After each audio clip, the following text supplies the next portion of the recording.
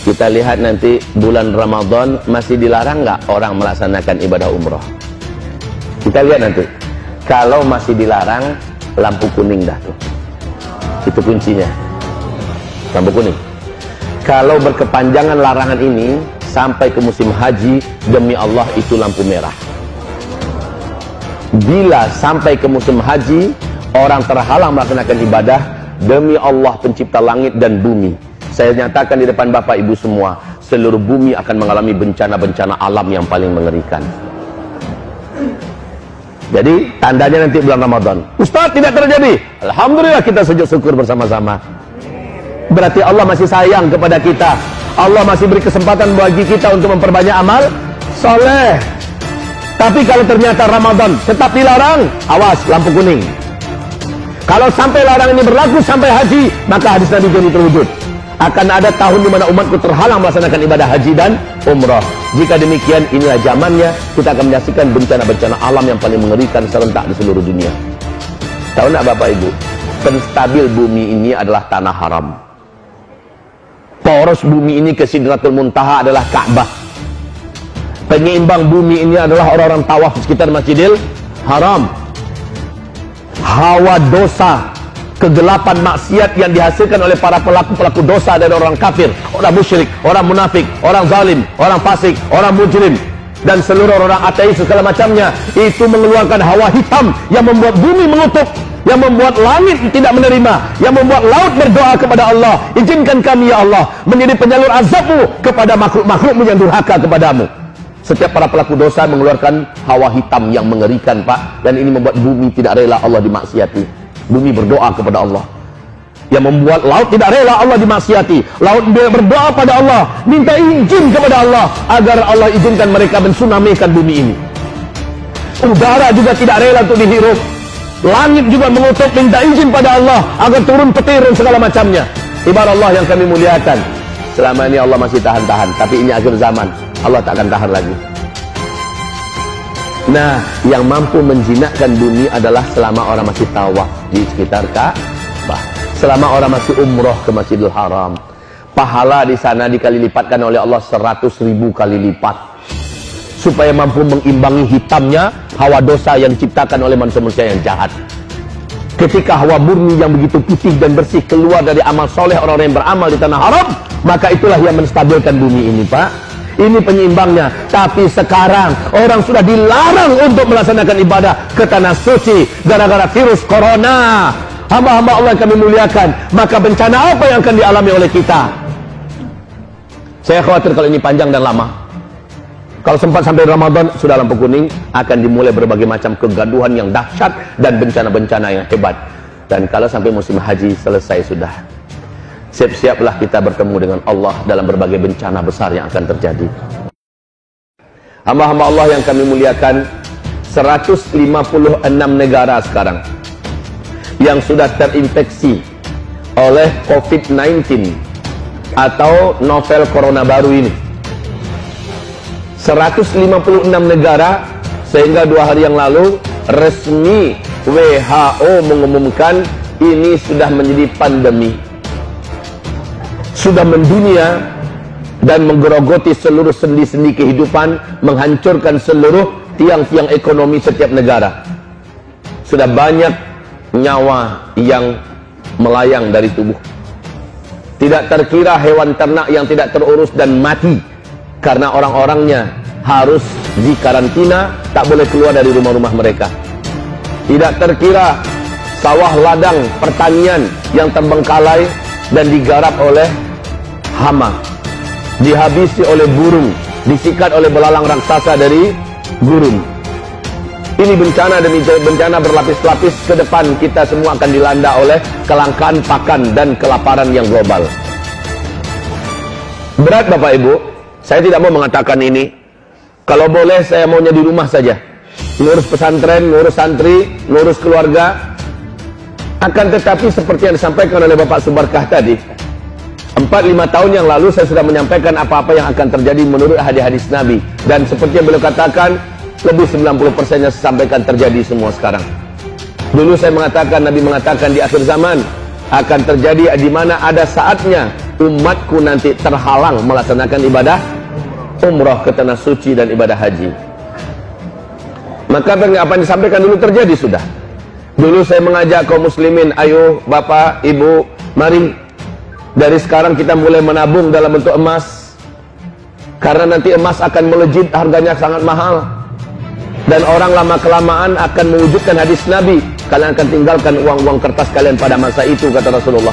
Uang saat itu tidak ada harganya, akan dibuang-buang dan berserakan di pinggir jalan seperti daun-daun yang menguning yang berguguran dari batang pohonnya. Saat itu kalian kembali menggunakan emas dan perak sebagai mata uang kalian.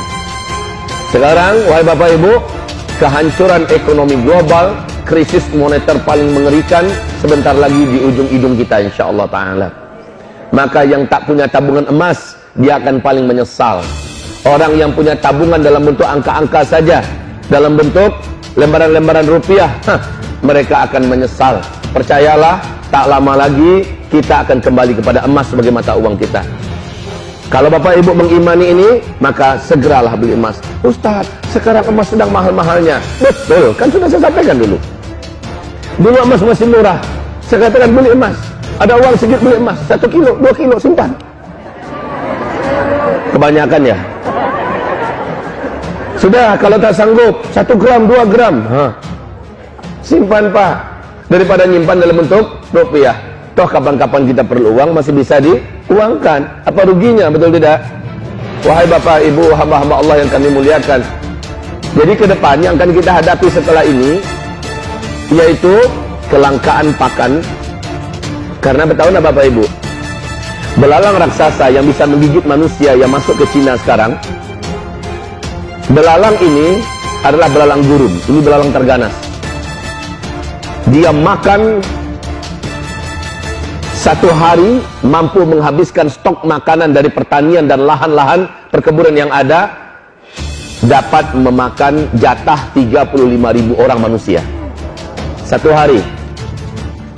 Sementara bulan April nanti menurut PBB jumlahnya akan menjadi 500 kali lipat lebih banyak dari sekarang. Bencana apa ini wahai bapak ibu? Saya ingat bencana yang sama Allah datangkan pada Fir'aun dulu yang sombong. Allah datangkan dulu kepada Romawi yang jumawa dan merasa paling perkasa. Allah binasakan mereka dengan hama. Ratusan juta hektar lahan pertanian dan perkebunan di Tiongkok daratan habis dimakan oleh ulat bulu. Serangan ulat bulu di sana juga, karena keseimbangan itu sudah hilang bapak ibu. Yang bisa memakan ulat bulu dan dimakan oleh mereka. Maka terjadilah amukan alam dengan izin Allah Subhanahu wa taala. Afrika sedang merana dan menderita karena serangan belalang ini. Arab juga disikat. Arab tak banyak perkebunannya. Kemudian Afghanistan, Pakistan dan India sekarang dah masuk di Cina.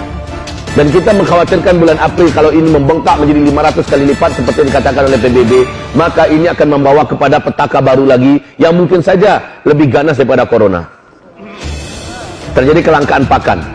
Dampak kelangkaan pakan ini adalah wujudnya hadis Nabi sallallahu alaihi wasallam. Nabi berkata, nanti uang kalian yang banyak, gaji kalian yang banyak pada masa itu di akhir zaman takkan mampu memenuhi kebutuhan utama kalian. Harga-harga mahal sulit didapat. Disitulah manusia akan saling berantem. Disitulah manusia akan saling berbunuh-bunuhan. Di dalam hadis Sahih Bukhari dan Muslim, maaf, saya sangat takut menyampaikan ini. Tetapi apa yang mau saya lakukan? Saya tidak punya lagi solusi kecuali saya wajib sampaikan. Bapak ibu lah yang akan mencari solusi masing-masing. Dalam hadis Sahih Bukhari dan Muslim, di kitab Al-Adabul Mufrad, dikatakan oleh Rasulullah SAW di akhir zaman, sebelum kiamat terjadi, kalian akan menyaksikan kehidupan yang sangat berat, di mana hanya demi sepotong roti, tetangga rela membunuh tetangganya sendiri karena lapar. Hanya demi sepotong roti, tetangga tega membunuh tetangganya sendiri karena lapar. Apalagi detik-detik menjelang Dajjal keluar, ada 3 tahun kemarau ekstrim berturut-turut. Kalau nggak salah saya 2017 di sini ya. Saya sampaikan dulu dakwah saya. 2017 saya pernah sampaikan. Saya pernah sampaikan bahwa menurut para pakar ahli dan para ahli-ahli bumi kita akan terjadi 3 tahun berturut-turut kemarau ekstrim di seluruh dunia. dari 2019 sampai 2022. 2019, 2020 tahun pertama. 2020, 2021 tahun kedua. 2021, 2022 adalah tahun ketiga. Dan Rasulullah mengatakan menjelang Dajjal keluar ada 3 tahun kemarau berturut-turut yang berat di muka bumi ini. Kita sudah merasakan bagaimana kemarau 2019 kemarin. Berat dan panjang, panas. Maka yakin percayalah Bapak Ibu, tahun ini akan lebih berat daripada tahun sebelumnya. Akan lebih lama daripada tahun sebelumnya. Hasbunallah, ni'mal wakil, ni'mal maula, wa ni'man nasir. Saya bukan hanya sekedar nakut-nakutin, yang memang harusnya takut kita, tapi saya akan berikan solusi tentunya. Inilah hebatnya kajian Islam. Setiap ada tarhib, berita-berita pertakut, ada solusi yang diberikan oleh Islam. Apa yang kita buat supaya kita nggak panik? Apa yang kita lakukan supaya kita dapat jalan keluarnya? Dan jalan keluar itu dari sekarang. Dari sekarang. Wahai hamba-hamba Allah yang kami muliakan, dulu saya sudah sampaikan. Sebelum saya sampaikan ulang balik di sini, tahu nggak Bapak Ibu, di manakah orang-orang yang paling berisiko untuk mendapatkan kekacauan yang paling mematikan ini? Karena lapar orang menjarah ke sana kemari, karena lapar orang tega membunuh tetangga kiri dan kanannya. Ya, hadis-hadis ini sahih dan ini sepertinya sebentar lagi akan terjadi. Itu hanya akan berlaku di tempat-tempat kepadatan penduduk, di sana bercampur aduk antara orang beriman dengan orang fasik, antara orang beriman dengan orang zalim, antara orang beriman dengan yang tidak beriman, antara orang beriman dengan orang-orang kafir. Saat mereka lapar, mereka akan memporak-porandakan kehidupan sekitarnya demi bertahan hidup. Maka Nabi berkata, sebaik-baik orang beriman di akhir zaman adalah yang melarikan dirinya dan hartanya, membawa keluarganya, menyelamatkan agamanya ke bukit-bukit, kata Rasulullah. Di sini memang belum saya sampaikan, tetapi di banyak kajian saya sampaikan. Baiknya Bapak Ibu sudah punya komunitas di daerah perbukitan, jauh dari kota, jauh dari laut, tinggi dari laut, jauh dari gunung-gunung berapi. Bukit itu dapat dibuat perumahan, tanahnya subur, bisa bercocok tanam, bisa bertani, dan ada sumber-sumber mata air. Dan di tempat tanah itu dikapling-kapling. Orang yang boleh tinggal dengan kita adalah orang-orang yang soleh-soleh, orang yang taat-taat, yang bertakwa, orang-orang beriman, yang akidahnya lurus. Mereka lah yang layak menjadi tetangga-tetangga kita. Nah Bapak Ibu, mulai dari saat kita mulai membuat rumah di sana, maka pertanian mulai digarap, peternakan mulai dikerjakan. Insya Allah terjadi chaos di kota. Di tempat kita tinggal, kita sudah punya satu tempat bersama yang kita sepakati, yang udah siap rumah kita di situ. Ingat Bapak Ibu, apa kata Rasulullah? Nanti Dajjal akan memasuki seluruh kota-kota di dunia. Kenapa kota harus kita indah di akhir zaman? Kalau sekarang silakan tetap tinggal di kota, beraktivitas kita seperti biasa, tapi ada tempat yang sudah kita siapkan. Ini yang penting. Sebelum tempat itu kita pakai, biarkan pesantren memakainya. Biarkan lembaga-lembaga tahfiz Quran yang menggunakannya, mengalir pahalanya kepada kita. Terawat dia, betul Pak? Nah, wahai Bapak Ibu, ini sudah saya anjurkan. Ada beberapa sebab. Kata Rasulullah, Dajjal hanya akan masuk di kota-kota saja. Dan ketika itu bumi sedang kering, air sangat langka, makanan tidak didapat. Orang putus asa hidup. Sementara Dajjal datang membawa gunungan makanan. Dia akan memberikan makanan itu kepada yang mau sujud kepadanya, yang menyembahnya sebagai Tuhan. Dan Dajjal akan mengatraksikan kemampuan-kemampuan yang tidak ada satupun teknologi bumi ini bisa melakukan kemampuan Dajjal. Karena Dajjal ditolong dan dibantu oleh seluruh setan satu bumi. Wahai Bapak Ibu yang kami muliakan, tapi Dajjal akan mengetahui ada kampung-kampung yang diisi oleh orang-orang yang beriman dan bertakwa. Kampung itu airnya tetap mengalir, tanahnya tetap subur, rezekinya melimpah ruah, isinya adalah orang-orang soleh yang bertakwa. Maka Dajjal datang ke kampung itu dan menawarkan diri, akulah Tuhan yang kalian sembah selama ini. Orang-orang beriman yang bertakwa di kampung itu berkata, bukan, engkau adalah Dajjal yang diperingatkan Rasulullah kami tentang engkau. Dajjal marah dan meninggalkan kampung itu sambil meninggalkan kutukan. Kampung itu langsung menjadi kering, tanam-tanamannya langsung menjadi mati, hewan ternaknya mati. Dan Dajjal pergi meninggalkan kampung itu. Tapi hanya sebentar kejadian itu, Allah kembalikan kembali. Nah, ini pentingnya kita mempersiapkan kampung-kampung akhir zaman.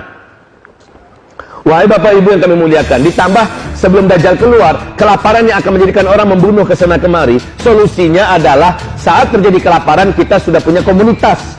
di perbukitan. Kenapa di perbukitan? Jawabannya, karena air laut akan naik dengan tajam. Akan terjadi banyak kota-kota yang tenggelam, Bapak Ibu. Kota-kota di tepi pantai akan banyak yang tenggelam. Ini bukan ramalan, sekali lagi ini adalah hadis-hadis Rasulullah Shallallahu Alaihi Wasallam. Kenapa kita harus jauh dari gunung-gunung berapi? Karena ketika meteor mendekati bumi, dan ini ada beberapa asteroid, menurut NASA 2020 ini akan mendekati bumi. Ini akan berdampak kepada aktifnya gunung-gunung berapi di mana-mana. Gunung-gunung akan meletus di mana-mana. Bapak Ibu yang kami muliakan, kita harus jauh dari gunung-gunung berapi.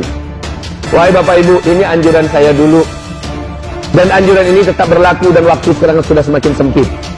Ketika terjadi lockdown terhadap seperti yang terjadi di Cina, kota ditutup, ya, kota dikarantina, orang-orang wajib tinggal di rumah, tidak boleh kemana-mana.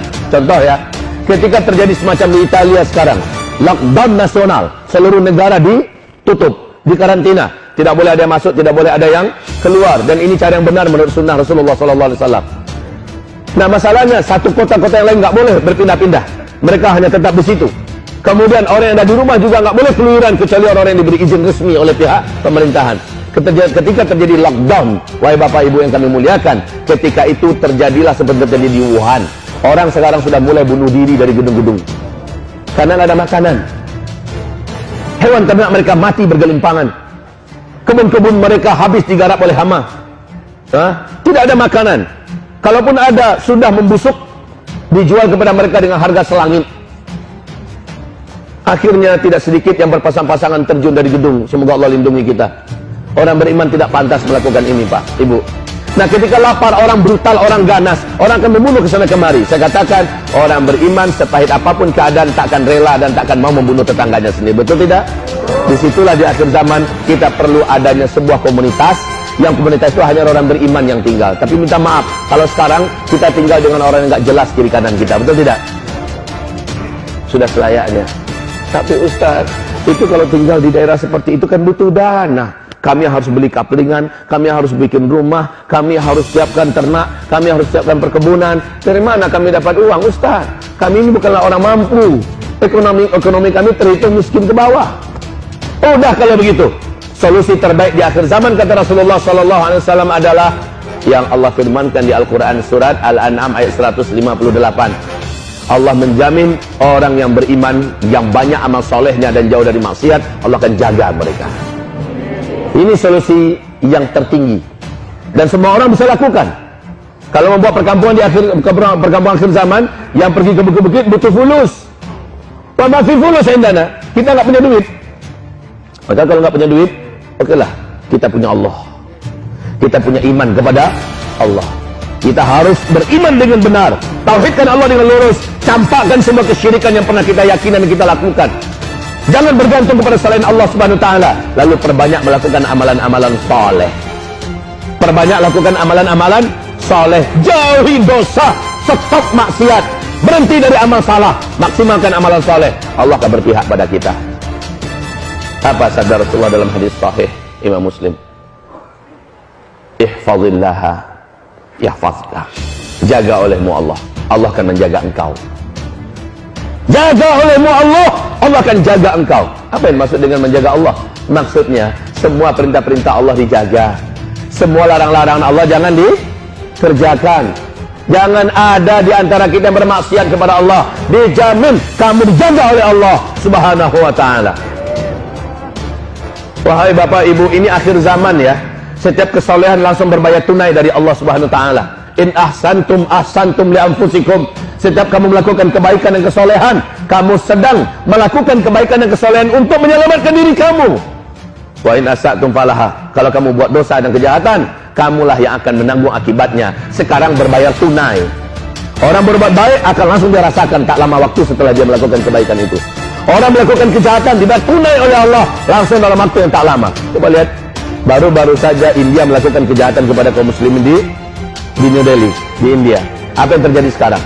Ketika presiden partai Hindu radikal yang melakukan pembunuhan di mana-mana dan melegalkan undang-undang secara pemerintahan untuk mengusir 200 juta rakyat muslim yang ada di India dan menafikan, menghapus kewarganegaraan mereka. Ini adalah sebuah kejahatan dalam kemanusiaan yang terbesar untuk saat ini. Akan mereka berlakukan bulan April besok. Belum lagi Aprilnya datang, mereka sudah mulai membabi buta ke sana kemari, menghancurkan masjid-masjid, menginjak-injak Al-Quran kita, dan membakar serta membunuh kaum muslimin, menyiksa sejadinya. Belum lagi April datang. Lalu apa kata ketua partai Hindu yang sangat ekstrim ini, BJP ya, apa katanya? Kita bukan hanya akan usir orang Islam dari India, tapi akan kita usir mereka dari kehidupan dunia ini. Biadab. Habis melakukan itu, pulang dia tabrakan mobilnya, mati. Lihat, Allah sebenarnya bayar tunai. Ini zamannya Allah bayar tunai. Orang-orang yang menyiksa kaum muslimin kemarin di India, banyak yang sekarang buta matanya, lumpuh mendadak. Allahu Akbar. Ada yang kena sambar petir, dan hewan ternak mereka, kambing-kambing, domba-domba, mati secara tiba-tiba. Allah dalam merancang rencana supaya mereka menyembelih Tuhan yang selama ini mereka sembah, sapi.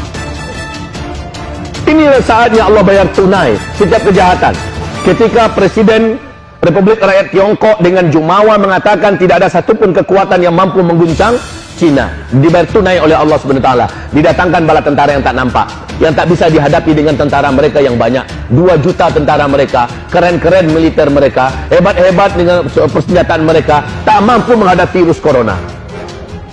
Padahal itu baru satu kecil daripada tentara Allah. Seperti Allah hinakan Namrus dengan lalat, Allah matikan Namrus dengan lalat.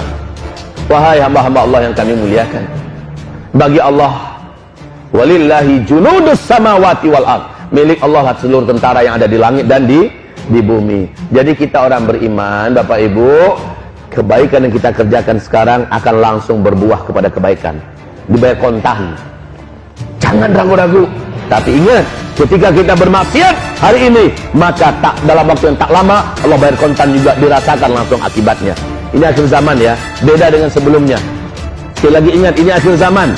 Allah Subhanahu wa taala bayar cash, Allah bayar kontan. In ahsantum ahsantum li anfusikum wa in asatum falaha. Kalau kamu melakukan kebaikan, kamu akan langsung mendapatkan akibat kebaikan yang kamu kerjakan itu untuk diri kamu. Dan bila kamu melakukan kejahatan, kamu akan langsung merasakan akibat dari kejahatan itu untuk diri kamu. Maka kita sebagai orang-orang Islam yang ada iman, tak layak pula lah kita macam orang-orang kafir yang tak kenal Allah. Mereka borong masker, mereka borong makanan, mereka borong ini. Ya kalau mereka punya duit, sampai-sampai harganya brutal pun nggak peduli, dibeli. Ya kita nggak begitu, Bapak Ibu. Ya, kita sudah diberikan benteng oleh Allah SWT. Benteng kita siapa? Sebutkan nama Allah yang bisa mendatangkan manfaat, yang bisa mendatangkan mudarat. Sebutkan nama Allah. Apa namanya? Allah itu Asmaul Husna, punya 99 nama terbaik. Coba sebutkan nama Allah yang artinya adalah Sang Maha memberi manfaat, Sang Maha pemberi mudarat. Coba sebutkan nama Allah itu apa namanya? An-Nafi', Ad-Dar. Ulangi. An-Nafi', Ad-Dar, yang maha memberikan manfaat, yang maha memberikan mudarat. Api makhluk Allah apa bukan? Api makhluk Allah apa bukan? Bisa memberikan mudarat apa tidak? Tidak. Yang bisa memberikan mudarat adalah Allah. Bila Allah masukkan mudarat itu, maka dia pun bermudarat. Bila Allah cabut mudarat itu, dia tidak akan bermudarat. Salah kalau kita mengatakan api bisa memberikan mudarat kecuali dengan izin Allah. Dan itu sudah menjadi sunnatullah. Hai api, jadi kamu dingin, jangan membakar Ibrahim. Siap ya Allah. Api pun dingin ketika itu. Allah cabut mudaratnya. Virus corona makhluk Allah apa tidak? Jawab, virus corona makhluk Allah apa tidak? Apapun virus-virus yang ada di muka bumi makhluk Allah apa tidak? Yang menimbulkan mudarat virus apa Allah? Allah adalah Ad-Dar. Dialah yang menimbulkan mudarat. Yakini itu, Pak. Ad-Dar. Dan Allah lah An-Nafi'. Jangan mengatakan sekarang vaksin sudah ditemukan seolah vaksin menjadi An-Nafi'. An-Nafi' adalah Allah. Tanpa virus corona pun orang semua akan mati. Bahkan DBD sekarang sudah 400 lebih orang yang mati karena DBD di Indonesia ini dalam waktu dekat. Kenapa ini tidak viral? Hah? Bukan virus, bukan penyakit yang menimbulkan mudarat. Bahkan ada orang sehat, segar, muda, mati. Tanpa ada rencana untuk mati, mati. Sedang menyampaikan berita, mati. Sedang nyanyi-nyanyi, mati. Sedang main bola kaki, mati. Raja-raja, mati. Rakyat jelata, mati. Polisi jenderal berpangkat tinggi, mati. Kopral dan orang-orang buruh kasar, mati. Semua orang mati. Ad-dar adalah Allah. Maka jangan diganti. Ini akidah kita. An-nafi' adalah Allah. Kalau ada yang berkata, dengan obat ini saya menjadi sembuh, obat ini yang menyembuhkan saya, musyrik kita. Yang menyembuhkan kita adalah Allah. Tidak pun pakai obat Allah akan sembuhkan. Tetapi Allah perintahkan kita tadawau, kamu wajib berobat. Kalau kamu sakit, kamu wajib berobat. Tapi yang menyembuhkan kamu bukan obat. Kamu berobat karena kamu menjalankan perintah Allah dan Rasul, karena taat. Ada orang yang mengatakan ini terserah, ini takdir. Kalau saya mati, matilah, itulah takdir saya. Padahal perintahnya wajib berobat. Ya, Gubernur DKI menyampaikan jangan salam-salaman dulu sekarang. Jangan berpelukan-pelukan dulu sekarang. Cipika-cipiki. Sekarang jangan dulu, walaupun itu baik, walaupun itu adalah sunnah Islam. Bersalaman bisa menggugurkan dosa-dosa. Orang-orang kafir saja di luar sana, kemarin Pangeran Charles turun dari mobil mewahnya, hampir saja dia salaman, ingat dia lagi salaman ala Sunda aja dah. Ya, iya, begitu aja dulu sementara, nggak usah pakai peluk-pelukan. Makanya saya tadi, banyak kawan-kawan sahabat kita yang seiman di sini, pas saya datang disambut, dicujuk, saya bilang belum dengar ini berarti. Ya, kawan-kawan ini nggak tahu ulama-ulamanya, kiai-kiainya, ustaz-ustaznya, habib-habibnya sudah disalami oleh siapa tadi. Saking banyaknya orang nyalami. Dan kalau terjadi pemindahan ini kaum muslimin, kan bagus sementara nggak usah salaman dulu. Bukan nggak mau salaman ya, tapi kondisinya begitu sekarang. Orang-orang kafir duluan melakukan. Kenapa kita?